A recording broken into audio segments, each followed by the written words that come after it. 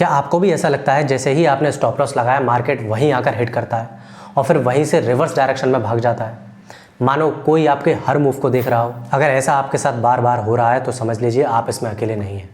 ये सिर्फ बदकिस्मती नहीं, मार्केट की एक प्लांट चाल होती है जिसे स्टॉप लॉस हंटिंग कहा जाता है। तो आज इस वीडियो में जानेंगे कि बड़े प्लेयर कैसे आपके स्टॉप लॉस को निशाना बनाते हैं और आप इससे कैसे बच सकते हैं। वीडियो को लास्ट तक देखना ताकि अगली बार आप अपने स्टॉप लॉस को हंट होने से बचा सकें। और जो लोग मुझे नहीं जानते, मैं हूं NISM certified equity research analyst and national stock exchange authorised partner and full time positional trader from the last 9 years. अब समझते हैं स्टॉप लॉस हंटिंग क्या है।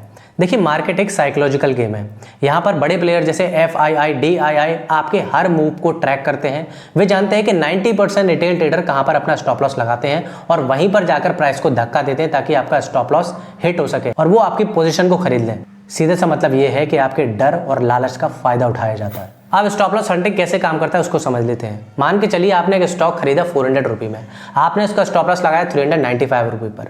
अचानक मार्केट यहीं से 394.5 तक जा करके आपका स्टॉप लॉस हिट करके दोबारा से रिवर्स मोड में जाकर 410 तक भाग जाएगा।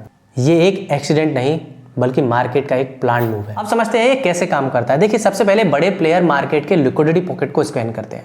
उसके बाद वो छोटे ट्रेडर्स का स्टॉप लॉस जोन को आइडेंटिफाई करते हैं। फिर वे जानबूझकर स्टॉप लॉस लेवल तक प्राइस को धक्का देते हैं। इससे आप उस ट्रेड से बाहर निकल जाते हैं और वो रियल ट्रेड में शामिल होकर के ज़्यादा से ज़्यादा पैसा बनाते हैं।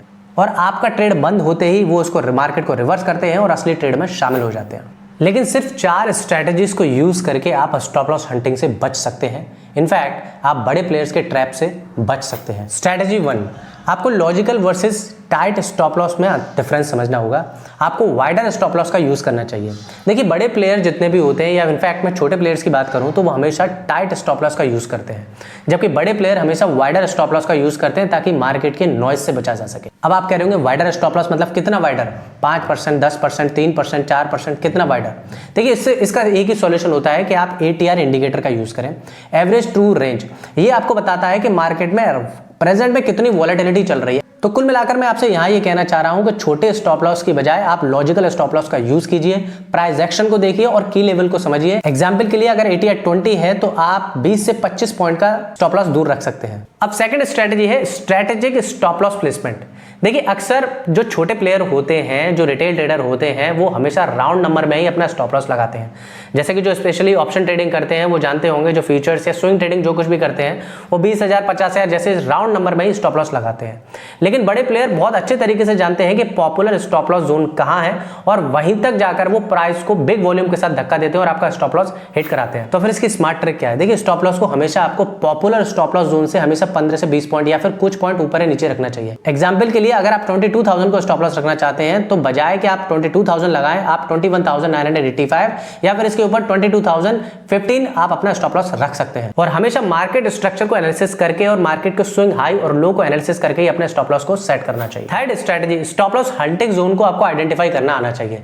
देखिए, मार्केट में हमेशा कुछ ऐसे लेवल होते हैं जहां पर बार बार स्टॉप लॉस हिट होते हैं और यही वो जगह होती है जहां पर बड़े प्लेयर अपनी लिक्विडिटी को इकट्ठा करते हैं। अब इसको पहचाने कैसे? देखिए, मार्केट में हमेशा ऐसे जोन होते हैं जहां पर स्टॉप लॉस बार बार हिट होता है। उस एरिया को आपको मार करना है, उस जोन को आपको मार करना है। अगर कोई ऐसा एरिया है कि वहां पर स्टॉप लॉस हिट होता है फिर वहां से प्राइस बहुत तेजी से ऊपर चली जाती है, रिवर्स हो जाती है, तो ये स्टॉप लॉस हंटिंग जोन हो सकता है। इसके साथ साथ आपको FII और DI की एक्टिविटी को ध्यान रखना है और स्मॉल टाइम जोन में जाकर आपको वॉल्यूम के स्पाइक जोन को समझना है। नाउ फोर्थ स्ट्रेटजी, लेकिन उसको बताने से पहले मैं आपको कुछ बताना चाहता हूँ। ये वीडियो इस चैनल की पहली वीडियो है। अगर आप चाहते हैं इस तरीके के कंटेंट में आगे भी लेकर के आऊँ इस चैनल पर तो प्लीज़ चैनल को सब्सक्राइब कर देना और मेरी फैमिली का हिस्सा बन जाना ताकि इस तरीके के कंटेंट में आपको आगे भी ला सकूं। और अगर वीडियो अच्छी लग रही है तो वीडियो को लाइक करना मत भूलना और वीडियो कैसी लगी मुझे कमेंट बॉक्स में भी जरूर बताना और इस वीडियो से आप क्या सीखे ये भी आप मुझे कमेंट बॉक्स में जरूर बताना। Now back to the topic. Fourth strategy is volume and price action analysis. देखिए, कई बार जानबूझकर मार्केट आपको फेक ब्रेकआउट दिखाता है ताकि आप रियल ट्रेड से बाहर निकल सके, लेकिन एक फेक ब्रेकआउट और एक रियल ब्रेकआउट में बहुत बड़ा अंतर होता है। अब इसको कैसे समझेंगे? देखिए, रियल ब्रेकआउट हमेशा strong candle with high volume confirmation के साथ आता है, जबकि एक फेक ब्रेकआउट ना तो उसमें वॉल्यूम होता है और ना ही उसमें स्ट्रॉन्ग कैंडल होती है। और हमेशा फेक ब्रेकआउट की एक बड़ी पहचान होती है कि फेक ब्रेकआउट हमेशा ब्रेकआउट देने के बाद रेजिस्टेंस और सपोर्ट लेवल के अंदर ही आ जाते हैं। और मोस्ट ऑफ द केसेस में अगर ब्रेकआउट के बाद प्राइस रेजिस्टेंस और सपोर्ट लेवल के अंदर आ जाए तो ये एक फेक ब्रेकआउट का बहुत बड़ा सिंबल होता है। और हमेशा फेक ब्रेकआउट में प्राइस स्टॉप लॉस को हिट करके दोबारा से प्राइस रिवर्स हो जाती है विद लो वॉल्यूम के साथ। तो इस तरीके से आप फेक ब्रेकआउट को आइडेंटिफाई करके आप मार्केट में सही डायरेक्शन के साथ जा सकते हैं। और ये बोनस स्ट्रेटजी है, इंडिकेटर से ज़्यादा आपको मार्केट स्ट्रक्चर पर भरोसा करना चाहिए। देखिए, हमेशा से RSI MACD पर भरोसा करके ही आप आगे अपनी ट्रेड को प्लान नहीं कर सकते। इनफैक्ट आपको हमेशा चार्ट को नेक्ड देखने की कोशिश करनी चाहिए। जितना आप चार्ट को नेक्ड देखेंगे बिना किसी इंडिकेटर के साथ, उतना ही आपको ब्रॉडर व्यू समझ में आएगा मार्केट का। क्योंकि बड़े प्लेयर जितने भी होते हैं वो इंडिकेटर पर भरोसा नहीं करते, जबकि एक प्राइस एक्शन पर ज़्यादा भरोसा करते हैं। क्योंकि बड़ा ट्रेडर हमेशा से ही ऑर्डर फ्लो को समझता है, वॉल्यूम एनालिसिस को समझता है, उसके बाद ही रियल बाइंग और सेलिंग जोन को समझ करके ही वो अपने ट्रेड को एग्जीक्यूट करता है। तो मोरल ऑफ द स्टोरी ये है, देखो मार्केट में पैसा वही बनाएगा जो बड़े प्लेयर की तरह सोचता है। जो रिटेल ट्रेडर के साथ भीड़ के साथ भागने की कोशिश करेगा वो स्टॉप लॉस हंटिंग का जरूर शिकार बनेगा। अब आप मुझे कमेंट बॉक्स में जरूर बताइए कि आप भी स्टॉप लॉस हंटिंग के शिकार हुए हैं। नीचे कमेंट बॉक्स में अपनी जरूर राय दें। आज के लिए सिर्फ इतना ही। वीडियो अच्छी लगी तो वीडियो को लाइक शेयर एंड सब्सक्राइब करना मत भूलिएगा। This is Vishesh Singh signing of.